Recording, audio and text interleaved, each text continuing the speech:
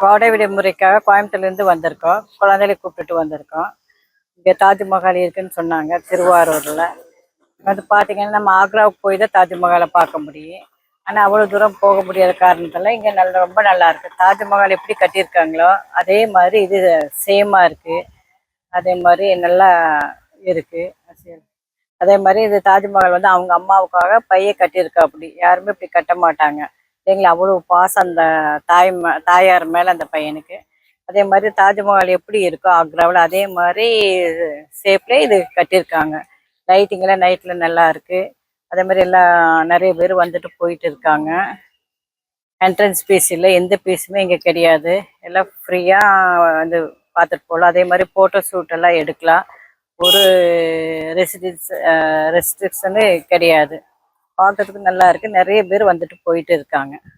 நாங்கள் சந்தோஷமாக குழந்தைய கூப்பிட்டு எல்லாம் பார்த்தோம்.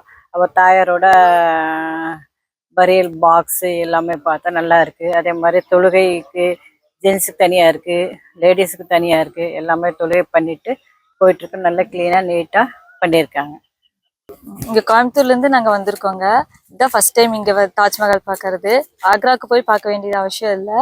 இங்கேயே வந்து அதே அங்க எப்படி இருக்கோ அதே மாதிரி இங்கேயும் இருக்கு. அதுக்கப்புறம் இந்த தாஜ்மஹால் யாருக்காக கட்டப்பட்டதுன்னா அவங்க அம்மாக்காக கட்டப்பட்டது. அங்க இருக்கிறது அவங்க ஒய்ஃபுக்காக. இங்க வந்து நோ என்ட்ரன்ஸ் ஃபீஸ், எல்லாரும் வரலாம். குழந்தைங்க வந்து ரொம்ப என்ஜாய் பண்ணுவாங்க இங்க வந்து பார்த்தாங்கன்னா. அவ்வளோ அழகா இருக்கு. கோடை விடுமுறைக்கு வந்து கூட்டம்லாம் நிறையாவே கூட்டம் இருக்கு. வந்துட்டு போயிட்டே இருக்கு. எல்லாமே வந்துட்டு போயிட்டு இருக்காங்க. அதுக்கப்புறம் போட்டோ ஷூட் நம்மளே எடுத்துக்கலாம். ரொம்ப என்ஜாய் பண்ற மாதிரி இருக்கு இந்த இடம்.